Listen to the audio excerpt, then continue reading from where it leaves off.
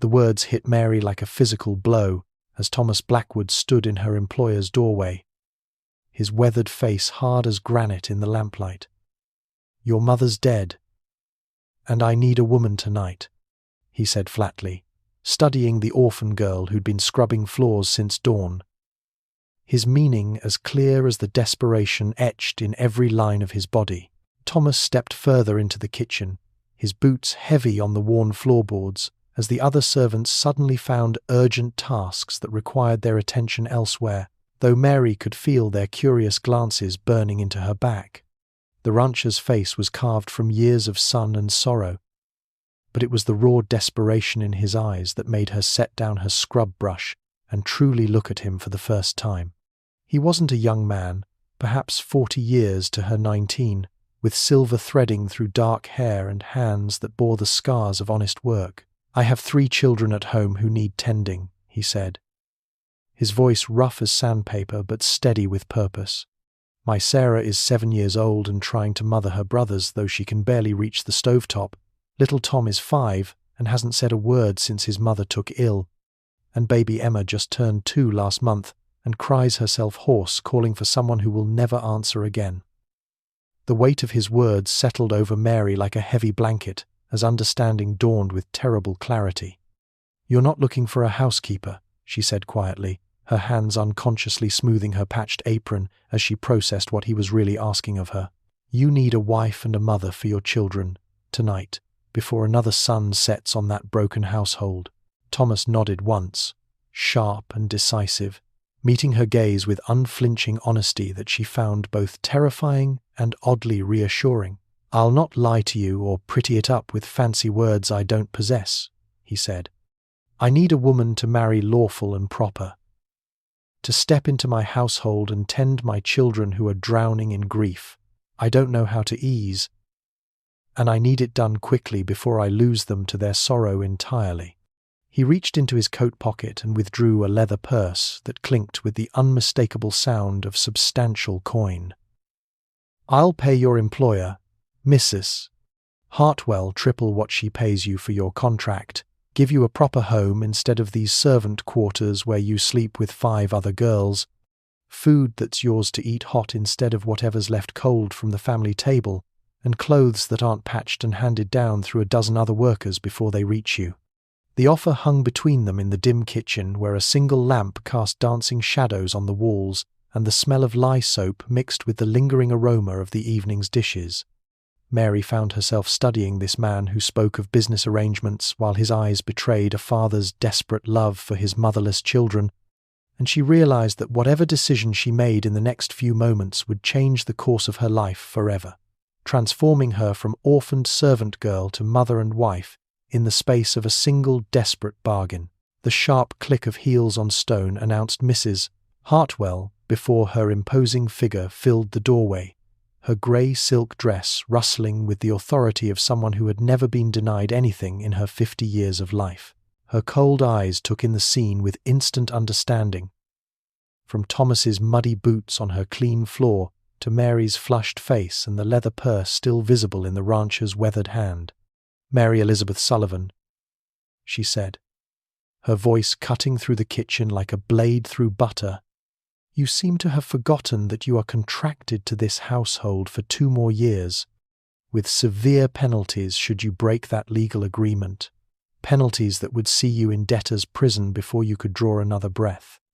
The older woman's thin lips pressed together in disapproval as she studied Thomas with the same disdain she might show a mongrel dog that had wandered into her parlour. "Whatever this man has promised you, it cannot supersede the legal documents you signed with your own hand when I took you from that wretched orphanage and gave you honest work." Thomas straightened to his full height, and Mary saw something shift in his bearing, revealing not just a desperate father, but a man of significant means who was unaccustomed to being dismissed. "Name your price for her contract," he said simply, pulling out not just the leather purse but a fold of banknotes that made even Mrs. Hartwell's eyes widen slightly.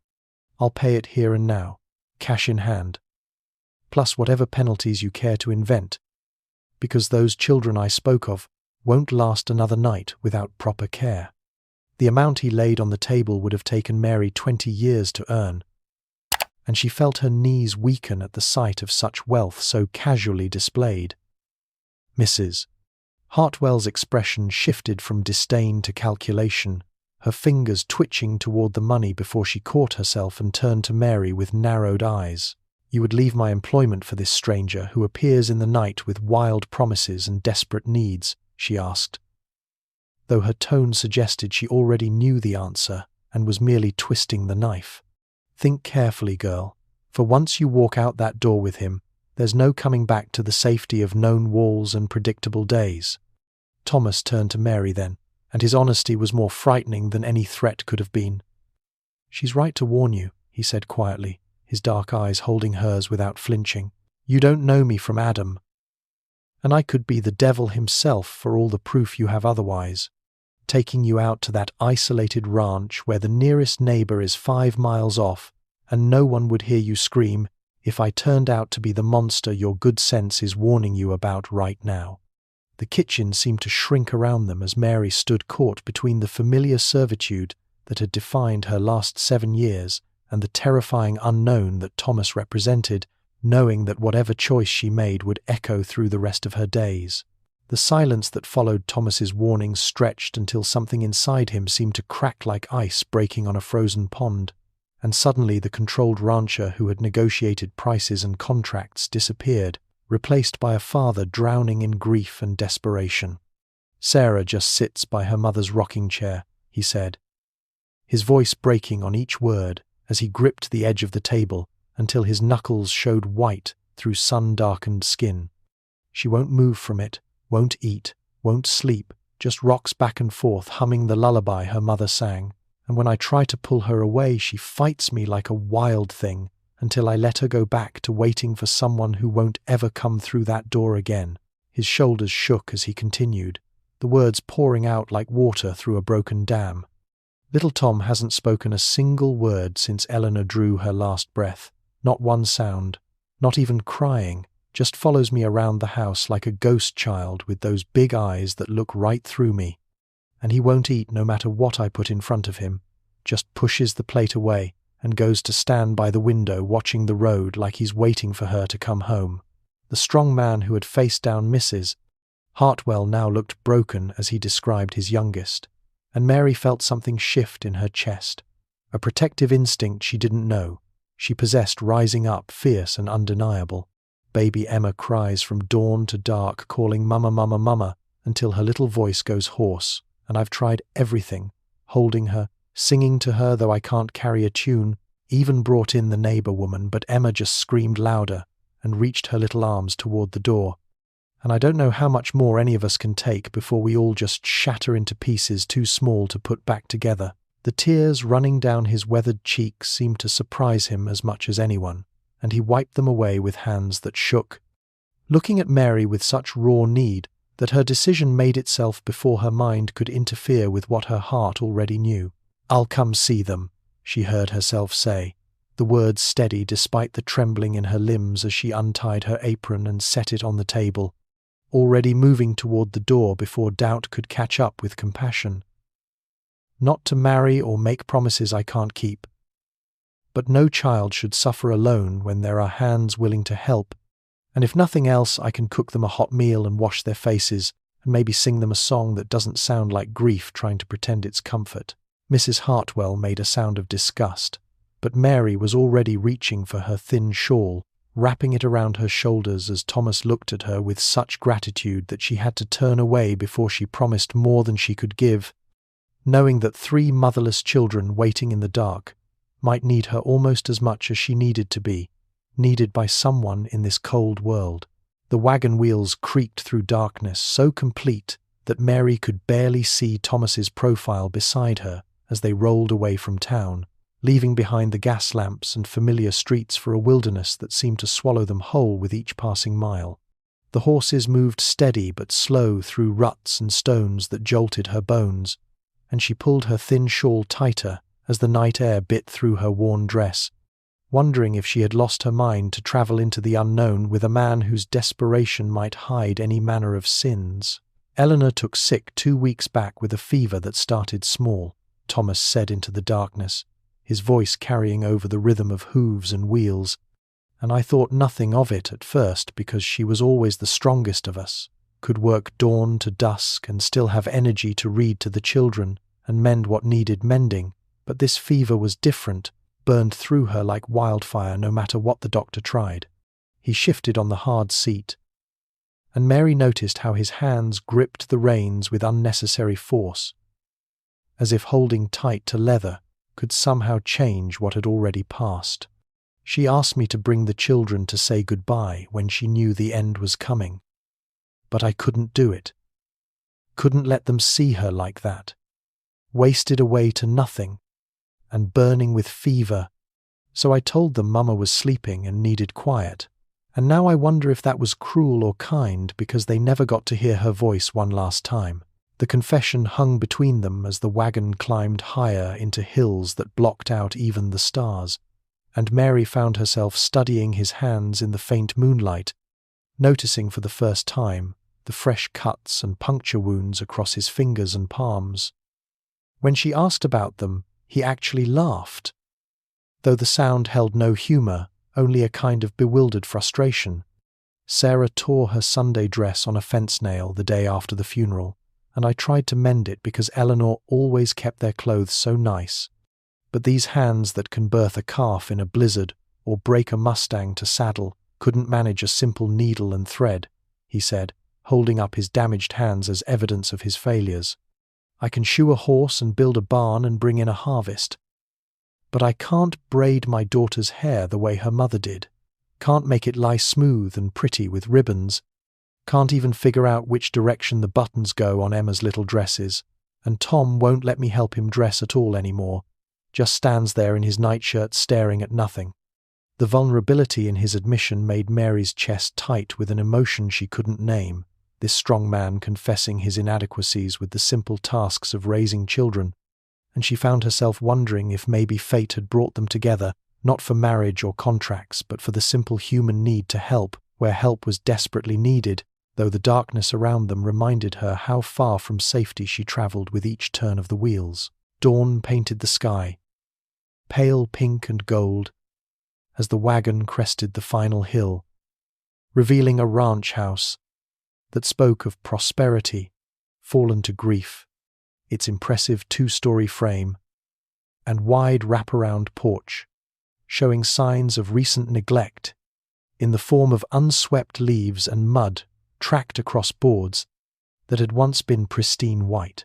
The barn and outbuildings stood solid and well-built in the growing light, but small details betrayed the household's distress, from laundry still hanging on the line, gone stiff with days of weather, to chickens pecking hopefully around an empty feeding trough, their anxious clucks adding to the sense of abandonment that hung over the property like morning fog.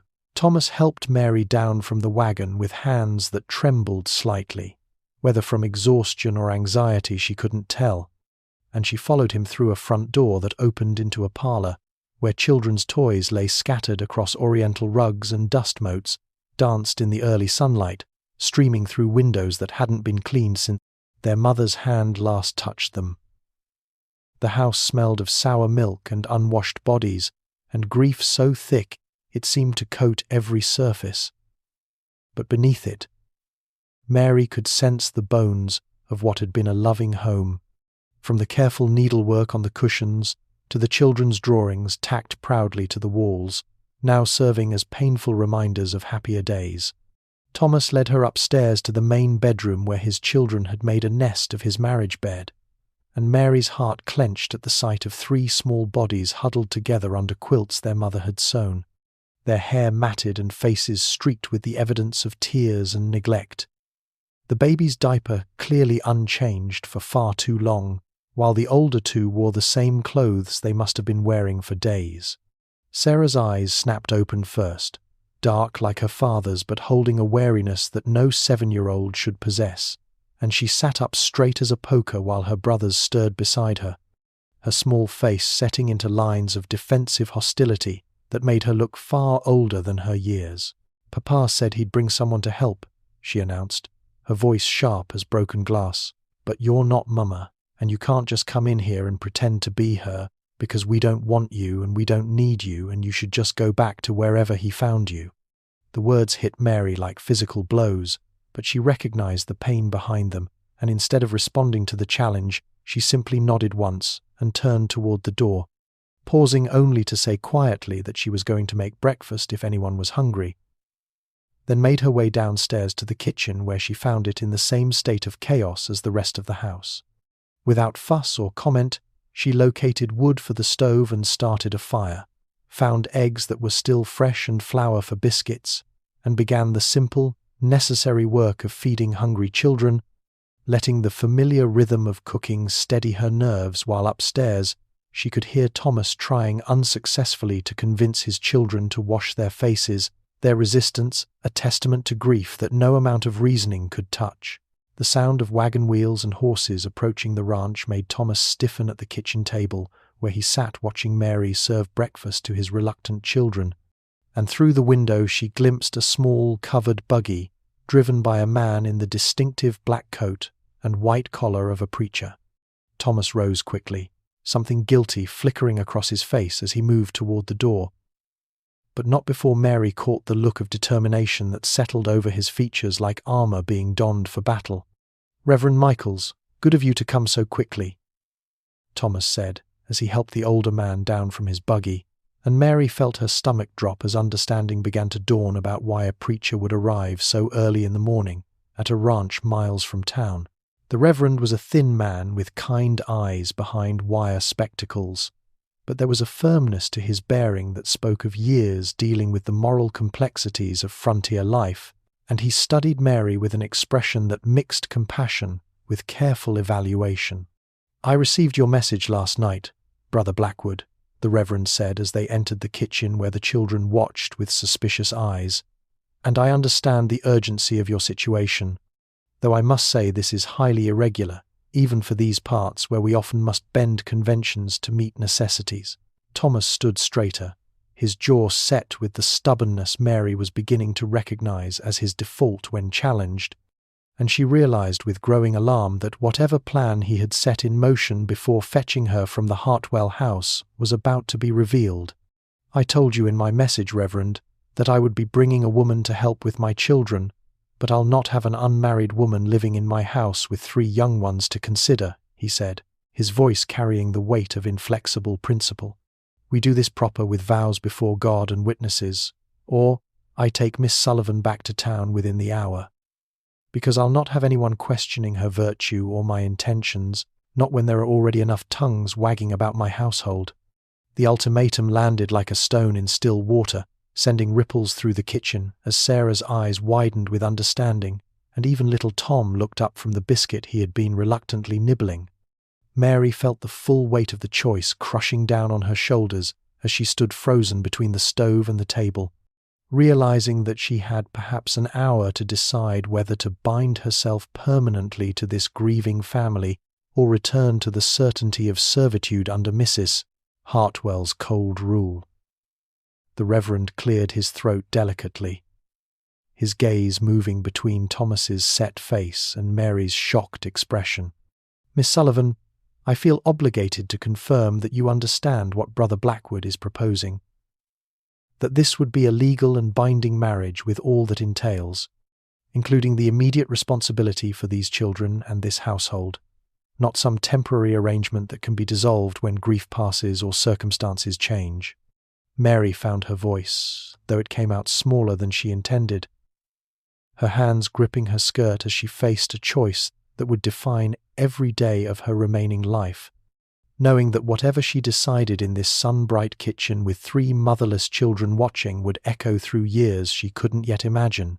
The tension from the Reverend's presence had barely settled when Sarah cornered Mary in the parlor later that afternoon, her small face set with determination as she clutched her torn Sunday dress like evidence in a trial.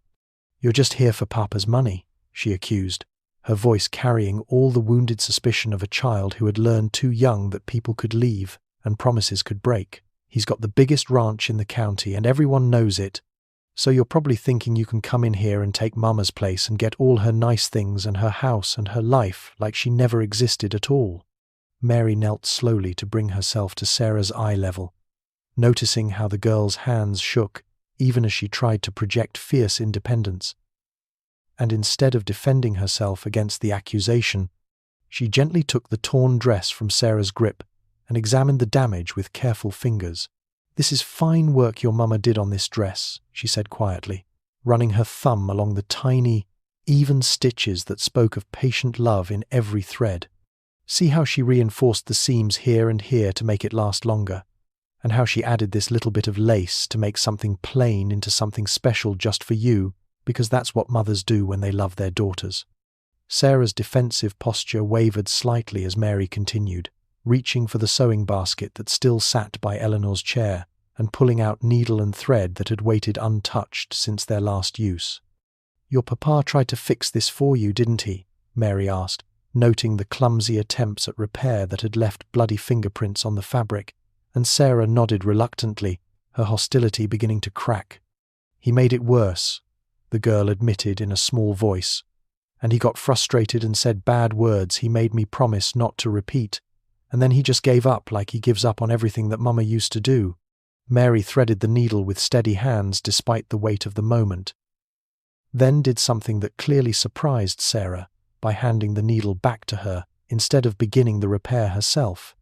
"I could fix this for you, but I think your mama would want you to know how to do it yourself," she said gently. "She'd want you to learn so you can take care of your own pretty things and maybe teach your sister someday. Because I'm not here to replace her or take her special place in your heart, just to help where helping is needed." Thomas had appeared silently in the doorway, drawn by his daughter's raised voice. But he stayed hidden in the shadows as he watched Mary guide Sarah's reluctant fingers through the first careful stitches. The child's frustration was evident as she pricked her finger and struggled with the fine work, but Mary's patience never wavered, offering encouragement without taking over, teaching without lecturing, until Sarah managed a crooked but functional line of stitches that drew the torn edges together. The small smile of accomplishment that crossed Sarah's face was the first happiness Thomas had seen there since Eleanor's death, and he felt something shift in his chest as he watched this orphaned serving girl show more wisdom with his daughter in 20 minutes than he had managed in 2 weeks of desperate attempts to fill his wife's absence. Dusk painted the sky purple and orange as Thomas searched for Mary after she had excused herself from the supper table, following the sound of muffled sobs to Eleanor's neglected garden, where he found her kneeling among the withered roses and untended herbs. The sight of her shoulders shaking with quiet tears amid the dying plants his wife had loved struck him with unexpected force, and he stood uncertain at the garden gate, torn between respecting her privacy and the strange pull to offer comfort to this woman who had shown such grace with his broken family. When she sensed his presence and looked up with tears streaming down her face, the apology died on his lips as he saw not just sadness but a deep recognition in her eyes, as if the garden had awakened memories she usually kept carefully buried. "I was Sarah's age when my mother died," Mary said, her voice raw with old pain as she touched a dried rose bloom that crumbled beneath her fingers. 7 years old and suddenly alone in a world that had no use for orphan girls except as servants. And I watched them auction off everything my mother had touched. Her clothes, her books, even the rocking chair where she used to hold me when storms came through. The confession seemed to unlock something inside her, and the words poured out as Thomas slowly entered the garden and sat on a weathered bench nearby, careful not to crowd her, but unable to leave her alone with such grief. "They sold me to service when I turned 12, she continued, wiping her face with her apron though fresh tears replaced the ones she cleared. "Not literally sold, they called it a contract for my own good, but I knew what it meant to sign papers that gave other people the right to decide where I slept and what I ate and whether I deserved a kind word from 1 month to the next, and I know what it's like to lose everything and have strangers decide your fate while you stand there trying not to show how scared you are." Thomas felt his throat tighten as he recognized his own children's current plight in her words, understanding now why she had shown such patience with Sarah's hostility and Tom's silence and Emma's desperate crying. "You see them in your own story," he said quietly. And it wasn't a question but a recognition of the kinship between abandoned children across time and circumstance. Mary nodded and surprised him by moving to sit beside him on the bench. Though she kept enough distance to maintain propriety, even in their shared moment of vulnerability. When Sarah accused me of wanting to take her mother's place, I saw myself standing in an orphanage line, while people decided if I was worth taking home, and I promised myself I would never make another child feel like they were being replaced or forgotten, she said. Thomas surprised himself by reaching for her hand, finding it small but strong in his grasp. Work roughened like his own, but gentle in the way it turned to meet his touch. Eleanor was my whole world for 10 years, he admitted, his voice thick with unshed tears as he stared at the garden she had loved. I loved her so much that I don't know if I have room for more. If my heart can stretch to hold anything beyond the grief of losing her, and I fear I'm being unfair to you by asking you to step into a life that's already so full of ghosts.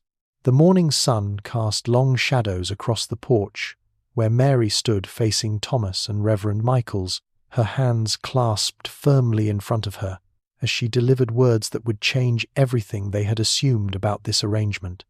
I will stay and help with the children, she said, her voice steady despite the magnitude of what she was proposing, but not as your wife, not yet, not until we know each other as more than desperate strangers thrown together by circumstance and need. The Reverend's eyebrows rose toward his hairline, while Thomas's face showed a mixture of surprise and something that might have been relief, though he tried to hide it behind his usual stoic expression. If we are to build a life together, it must be built on something stronger than your grief and my poverty, Mary continued, meeting Thomas's eyes directly as she laid out her terms. I want time to court properly, to learn if we can be partners in more than just necessity. And I'll need my own room, not your marriage bed, until we both decide this is what we truly want, rather than what circumstances forced upon us. From inside the house came the soft sound of bare feet on floorboards, and Mary realized the children had crept close enough to hear through the open windows, their curiosity overcoming the listlessness that had gripped them since their mother's death.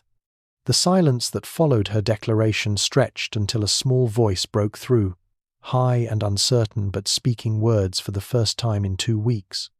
Will you teach me to read like Mama did? Little Tom asked from the doorway, his eyes fixed on Mary with a hope so fragile it might shatter at the wrong word. She taught me letters, but I can't remember them all, and Sarah won't help because she says it makes her too sad. Mary's carefully prepared speech about boundaries and expectations crumbled in the face of that small request, and she found herself kneeling to Tom's level, her voice gentle as spring rain. Of course I'll teach you to read, and we'll practice your letters every day if you like. Because learning shouldn't stop just because sad things happen, and I think your mama would be proud to know you want to keep going with your lessons.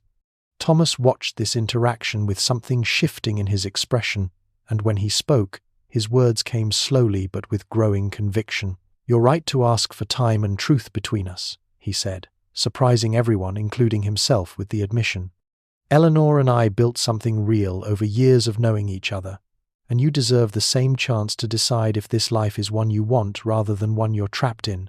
So yes, we'll court proper, and we'll build something real.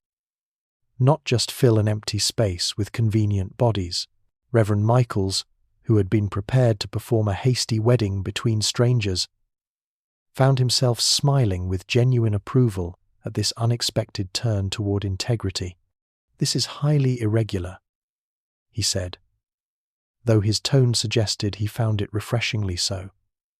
But I believe God smiles on honest intentions more than rushed ceremonies, so I'll return when you've had time to truly know if this is his plan rather than your own desperation speaking. As the Reverend prepared to leave, and the children crept closer to Mary with questions about lessons and meals and whether she would stay to tuck them in, the arrangement that had begun as a desperate transaction transformed into something with the potential for authentic connection, built on patience and possibility, rather than fear and necessity. 3 months had passed since that morning when Mary chose patience over desperation, and the ranch had transformed from a house of grief into something that resembled a home again, with children's laughter replacing the silence that had threatened to swallow them whole. Mary sat at the kitchen table teaching Tom his letters, while Sarah practiced her sums nearby. Both children clean and fed, and showing the subtle roundness that came from regular meals and peaceful sleep, while baby Emma played contentedly at their feet with wooden blocks Thomas had carved for her.